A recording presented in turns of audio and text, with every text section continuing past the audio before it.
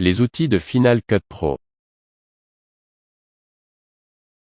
Je vais d'abord passer en revue les outils nécessaires au montage d'une vidéo. Cela inclut le glisser-déposer, comment agrandir ou réduire la ligne de temps pour mieux voir ce que vous faites. De plus, je passe en revue les outils utilisés pour travailler avec du son ou des fichiers audio. Les commandes Undo et Reset. Ensuite, je vais passer en revue la bibliothèque, l'événement et le projet. C'est parce que certains ne savent pas que vous devez créer les trois pour commencer le montage vidéo. Enfin, j'examinerai comment configurer Final Cut Pro. Ne vous inquiétez pas, cette partie est facile. Il y a juste certaines choses que vous devez considérer.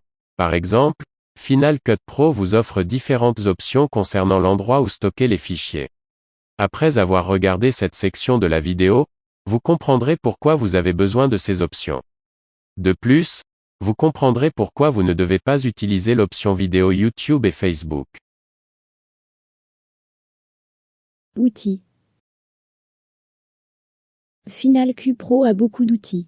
Alors qu'il me fallait auparavant 1 heure pour monter un film, je ne mets plus que 15 minutes à le faire, parce que je connais un grand nombre des outils de Final Cut Pro. Je ne vais pas passer en revue tous les outils. Je vais seulement passer en revue les outils dont vous avez besoin pour commencer. N'oubliez pas que cette vidéo est destinée aux débutants. Avant de commencer, déplaçons quelques clips dans la ligne de temps pour avoir quelque chose sur quoi travailler. Certains de ces clips ont plus de 15 ans. Ce sont tous des clips aléatoires que j'ai utilisés pour créer d'autres vidéos.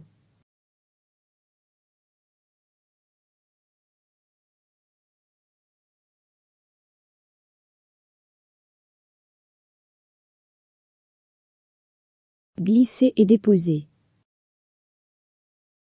Comme vous pouvez le voir, il s'agit d'un simple glisser-déposer. Cependant, Final Cut Pro ne déposera que les parties du clip qui se trouvent à l'intérieur des lignes jaunes.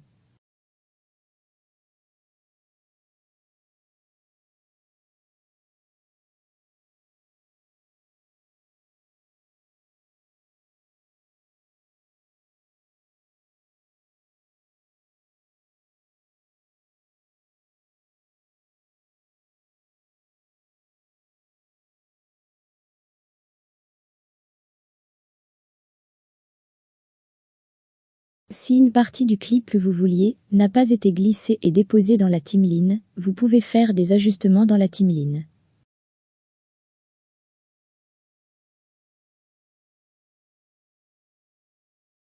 C'est ici que vous pouvez ajouter des transitions au clip. Comme vous pouvez le voir, vous disposez d'une collection de transitions différentes, comme le fondu entrant et le fondu sortant. Je passerai en revue les transitions dans la section intitulée Fade In, Fade Out et Cross Dissolve. C'est ici que vous pouvez ajouter des effets au clip. Comme vous pouvez le voir, vous disposez d'une collection de différents effets. Vous ajoutez un effet directement au clip, comme indiqué. Pour supprimer un effet, allez en haut de la page, sous l'onglet Modifier, et vous verrez supprimer l'effet. De plus, si vous cliquez sur l'effet et passez la souris dessus, vous verrez un aperçu de ce à quoi ressemblera l'effet si vous l'ajoutez au clip. Cette icône vous permet de modifier la taille de la ligne de temps afin que vous puissiez mieux voir ce que vous faites.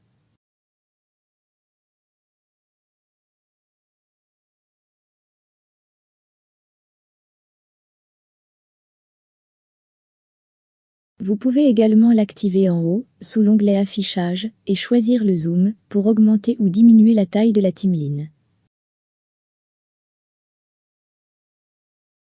Cependant, personnellement, j'utilise les commandes plus ou la commande moins pour changer la taille de la timeline.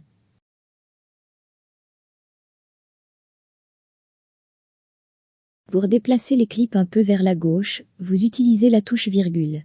Pour déplacer les clips un peu vers la droite, vous utilisez la touche point. Cependant, vous devrez peut-être effectuer un zoom avant pour utiliser ce raccourci clavier.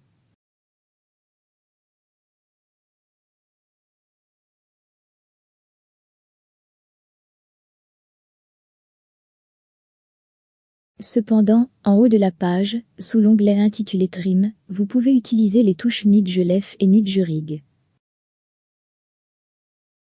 De plus, le clic droit de la souris permet d'afficher des outils et des fonctions supplémentaires.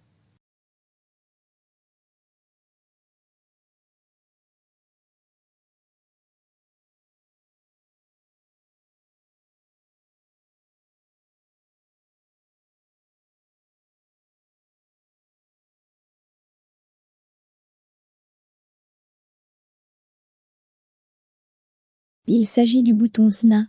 Lorsqu'il est activé, il vous permet d'aligner des clips individuels. La ligne jaune vous indique quand les clips sont alignés. Personnellement, je laisse ce bouton activé tout le temps.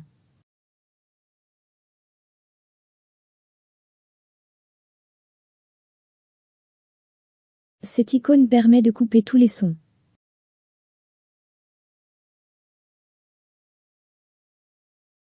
Il s'agit de l'écrémage. Il vous permet de parcourir des clips individuels dans le navigateur ou dans la timeline sans avoir à déplacer la tête de lecture. Comme vous pouvez le voir, lorsque je passe la souris sur le clip individuel, le contenu du clip s'affiche. Personnellement, je n'utilise cette fonction que lorsque je le dois. Cela peut rendre l'édition confuse. Ce sont les outils que vous utiliserez. Les outils que vous utiliserez le plus sont Select, Trim, Position et Blade. L'outil de sélection permet de raccourcir ou d'allonger un clip sans affecter les autres clips.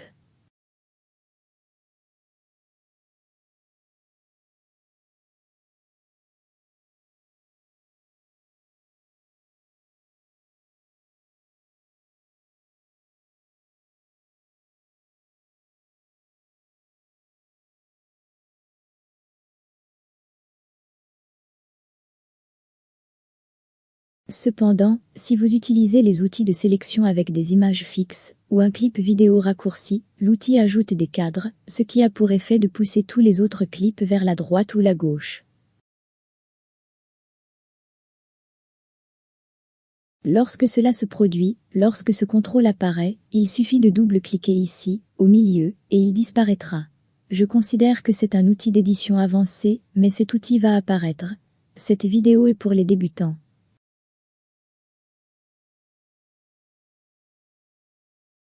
L'outil de découpage rallonge un clip, tout en raccourcissant l'autre clip connecté.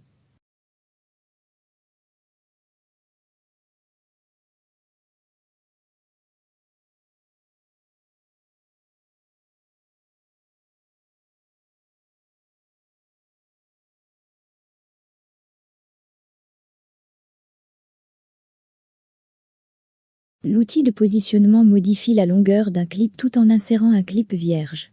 Il n'affecte qu'un seul clip. Il n'affecte pas les autres clips.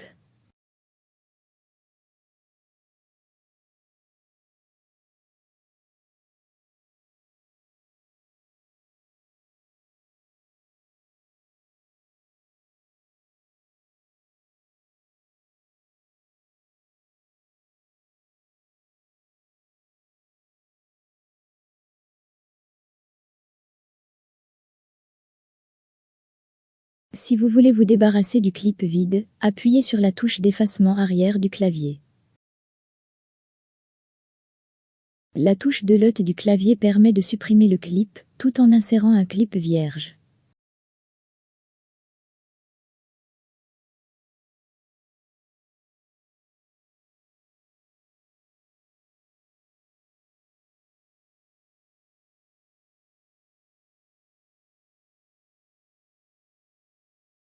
Si vous voulez insérer un clip vierge, appuyez sur Option et ensuite sur W.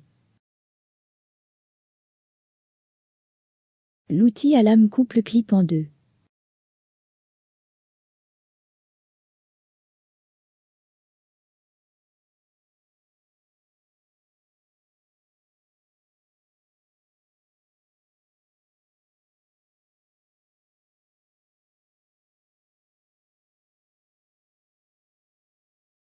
Si vous maintenez la touche majuscule enfoncée, l'outil lame coupe la timeline en deux.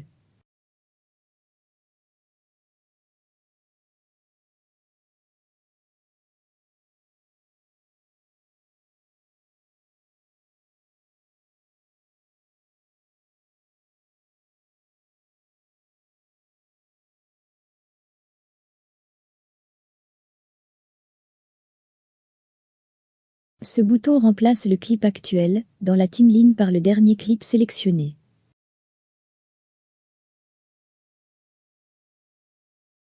Ce bouton insère le dernier clip sélectionné et le place à la fin de la timeline.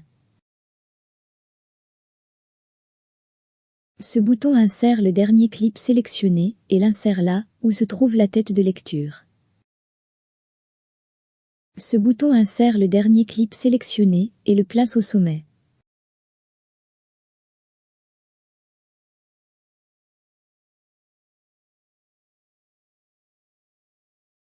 En haut de la page, sous l'onglet Edit, là où il est indiqué Leaf from Storyline, le clip sélectionné sera également déplacé vers le haut.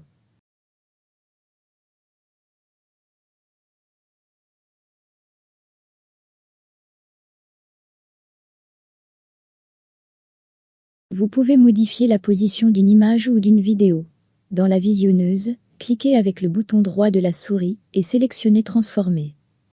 Transformer vous permet de déplacer le clip dans la position de votre choix.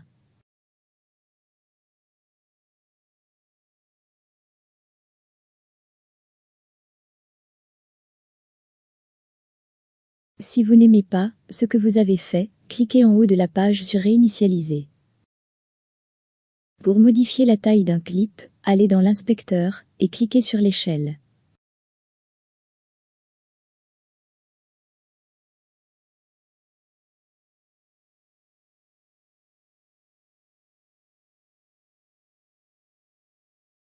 Dans l'inspecteur, à droite de tout contrôle, vous pouvez rétablir la taille et la position d'origine.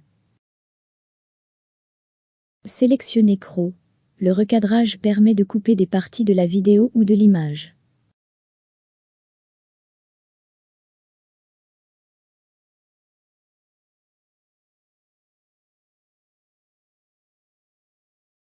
Vous pouvez également cliquer avec le bouton droit de la souris dans la visionneuse et recadrer manuellement le clip.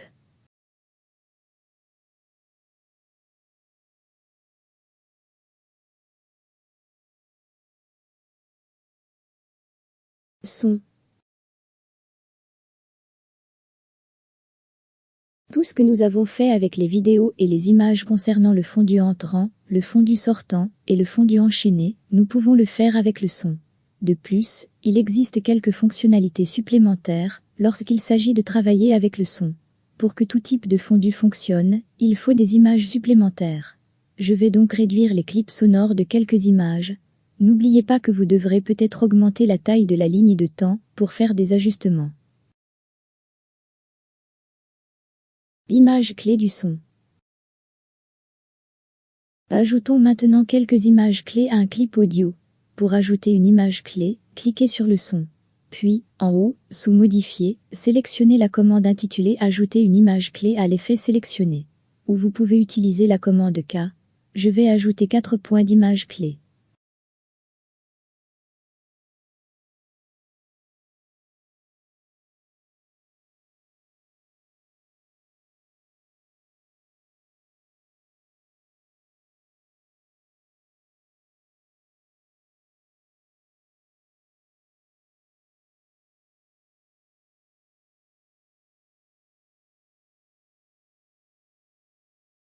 Maintenant, je vais déplacer chaque point d'image clé de façon à ce que le son s'ouvre et se ferme en fondu.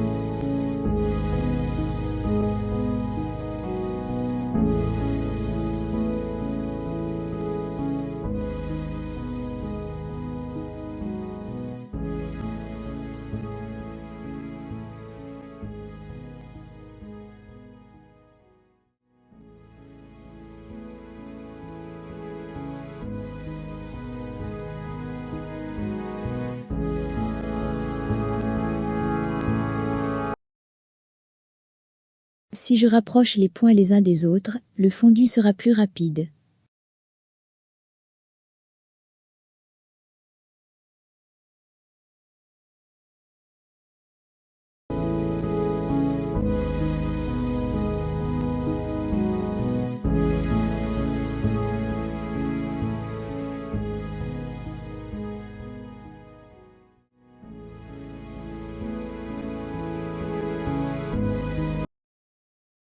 Dans l'exemple suivant, je vais utiliser deux clips séparés.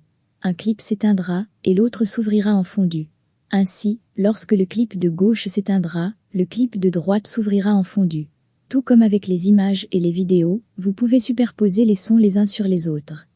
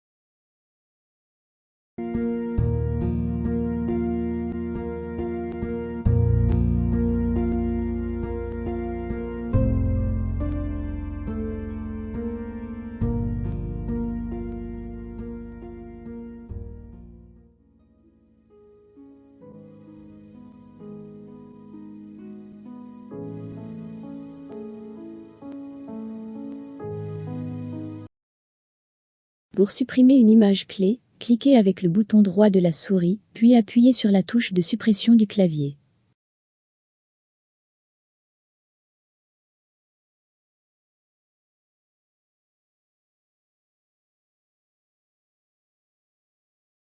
N'oubliez pas que vous pouvez régler le volume à l'aide des trois méthodes suivantes.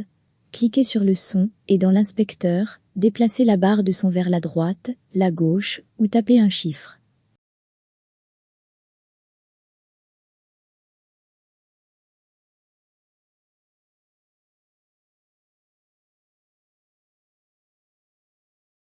Cliquez sur le son et déplacez la barre de son en bas ou en haut comme indiqué.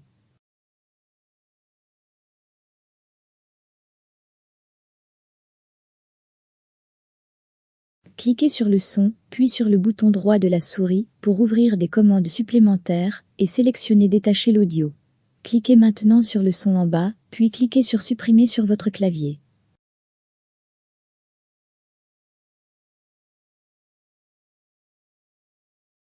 Annuler. Tout le monde sait que l'outil le plus essentiel est le bouton d'annulation. Cependant, il existe différents boutons d'annulation dans Final Cut Pro, et cela dépend de l'outil que vous utilisez. En haut, sous Éditer, vous verrez Annuler. Dans l'inspecteur, à l'extrême droite, chaque contrôle possède un bouton de réinitialisation. Une autre méthode consiste à maintenir la commande enfoncée et à appuyer sur Z en même temps. C'est la méthode la plus rapide. Si vous avez ajouté un effet à une image ou une vidéo, alors en haut, sous Modifier, appuyez sur Supprimer les effets. Bibliothèque, événements et projets. Pour commencer, la première chose à faire est de créer une nouvelle bibliothèque, puis un nouvel événement, et enfin un nouveau projet. C'est ce que vous devez faire pour organiser toutes vos images, sons et vidéos que vous utiliserez pour créer votre vidéo, et pour organiser toutes les versions finales de votre vidéo. Bibliothèque. La bibliothèque stocke tout ce qui concerne votre vidéo. Elle stocke tous les clips vidéo, les images, le son, les transitions, les effets. Donc, tous les médias. Voici à quoi ressemble une bibliothèque. Si vous cliquez avec le bouton droit de la souris, puis sur Afficher, le contenu du paquet, vous l'ouvrirez. Vous verrez soit une copie de tous les médias, soit une copie des fichiers de référence de tous les médias.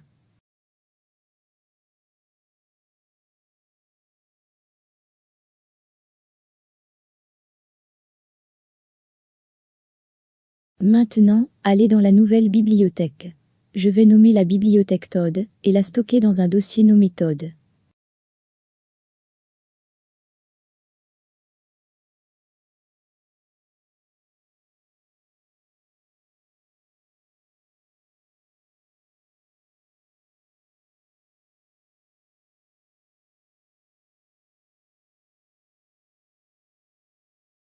Maintenant, je dois changer l'emplacement de stockage. Je dois m'assurer que les fichiers de rendu sont stockés sur le disque dur externe. Sur la droite, où il est écrit Storage Location, cliquez sur Modifie location. Celui que vous voulez toujours changer est le cache. Vous voulez vous assurer que les fichiers de cache sont stockés sur le disque dur externe. Les fichiers de cache sont les rendus et autres fichiers que Final Cut Pro crée.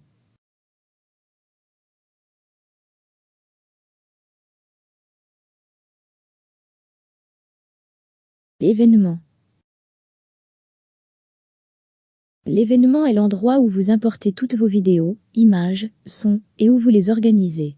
Je vais nommer l'événement Todd et le placer dans la bibliothèque Todd. Ainsi, tous les médias que j'importe seront directement associés ou stockés dans la bibliothèque Todd. Maintenant, j'ai 3 dossiers. Le premier s'appelle Vidéo et contient uniquement des clips vidéo. Un dossier nommé Soon, dans lequel il n'y a que des clips sonores. Le dernier s'appelle Images et ne contient que des images fixes. Rappelez-vous, chaque image doit avoir une taille de 19,20 x 10,80. Maintenant, retournons à Final Cut Pro. Je vais d'abord cliquer sur l'événement sous lequel je veux que les fichiers soient stockés. Allez en haut, et sous l'onglet Nom du fichier, cliquez sur Importer, puis sur Médias. Maintenant, je vais sélectionner les 3 dossiers.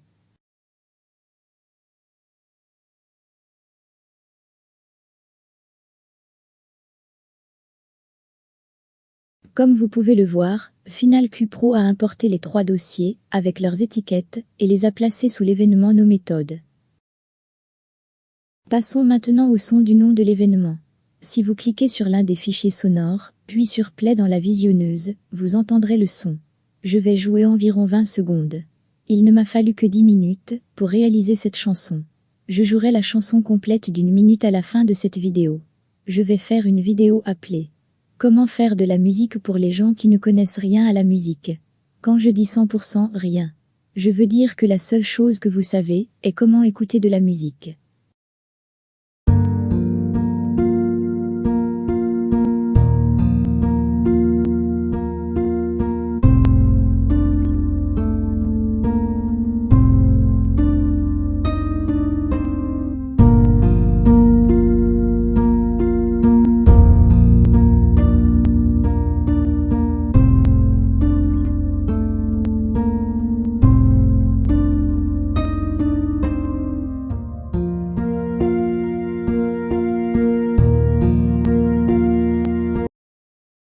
La musique provient du Nico MIDI Pack.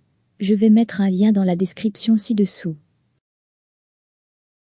Si le son n'est pas assez fort, vous pouvez aller voir l'inspecteur et régler le volume. Vous pouvez également régler le volume de tous les clips sonores en même temps. Cliquez n'importe où à côté de l'un des fichiers sonores. Ensuite sur le clip, mais en dehors du clip. Puis en haut, sous l'onglet Éditer, cliquez sur Sélectionner tout. Maintenant, si je tape un nombre, comme 6, le volume de tous les clips sonores sera de 6.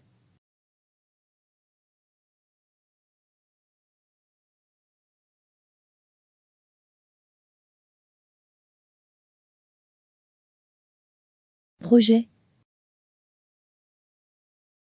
Le projet est la timeline, ou la version finale de votre vidéo. Il indique également à Final Cut Pro les attributs de votre vidéo. Je vais nommer le projet Todd et le placer dans l'événement nommé Todd. Je vais également indiquer à Final Cut Pro que le format de la vidéo est le 18p. Le 18p est bon pour YouTube et les sites web. Si vous réalisez un DVD, vous utiliserez un format différent. Je ne vais pas parler de la création d'un DVD dans cette vidéo. Je vais simplement dire que le format 18p, avec une résolution de 19:20 par 18, est une option qui peut également être utilisée pour créer des DVD. Il s'agit donc d'une bonne option générale. C'est exact. Vous voulez une résolution de 19:20 20 par 10, 80, avec une fréquence d'image de 30 images par seconde. Si vous réalisez une vidéo au ralenti ou un time-lapse, vous devez avoir filmé votre vidéo en 60 images par seconde. La plupart des appareils photo et des téléphones portables filment à 30 images par seconde. Dans cette vidéo, je n'expliquerai pas comment utiliser votre appareil photo ou votre téléphone portable pour filmer des vidéos. Configuration de Final Cut Pro, guillemets. Avant de commencer à utiliser Final Cut Pro, vous devez le configurer ou le paramétrer. Allez en haut et allez dans les préférences. Sous l'onglet Général, vous pouvez laisser les choses en l'état. Sous l'onglet d'édition, vous pouvez laisser les choses telles quelles. Dans l'onglet Lecture, sous Rendu, là où il est indiqué Rendu en arrière-plan. Si vous avez un ordinateur lent ou ancien, vous devrez peut-être désactiver cette option. Le reste est destiné à une édition plus avancée. Sous l'onglet Importation, à la rubrique Fichier, il est indiqué Copier dans l'emplacement de stockage de la bibliothèque. Cela signifie que Final Cut Pro va faire une copie de toutes les vidéos, du son et des images, et placer ces copies dans la bibliothèque. Je reviendrai plus en détail sur les bibliothèques plus tard. Là où c'est indiqué, laissez les fichiers en place. Cela signifie que Final Cut Pro ne fera pas une copie de toutes les vidéos, du son et des images. Au lieu de cela, il fera référence à ces fichiers. Cela permet donc d'économiser de l'espace sur le disque dur. Sous l'onglet Destination, c'est là que vous pouvez indiquer à Final Cut Pro si vous voulez faire un DVD, une vidéo à utiliser pour YouTube, etc. Si vous réalisez une vidéo pour YouTube, n'utilisez pas l'option YouTube et Facebook. Car, pour cette option, la résolution est faible. Ainsi, cette option crée une vidéo de mauvaise qualité. Vous devriez toujours utiliser le fichier d'exportation. Le format doit être pour ordinateur. Le codec vidéo doit être H264. Et la résolution doit être de 19,20 x 10,80 ou plus. De plus, toutes vos images fixes doivent avoir une résolution de 19,20 x 10,80 ou plus. Si vous commencez avec une résolution inférieure, puis essayez d'augmenter la résolution, la plupart du temps, cela ne fonctionnera pas. Si vous commencez par une résolution élevée et que vous essayez de la réduire, la plupart du temps, cela fonctionnera. J'ai seulement créé une chanson suffisante pour servir de démonstration pour cette vidéo. Lorsque j'ai créé la vidéo intitulée GarageBand pour les débutants. Pour les gens qui ne savent rien, cette vidéo vous montrera comment créer votre propre musique. Donc, de la musique que vous possédez. Une musique que vous pourrez utiliser pour vos vidéos, libre de droit, ou vendre. J'espère que vous apprécierez ma chanson.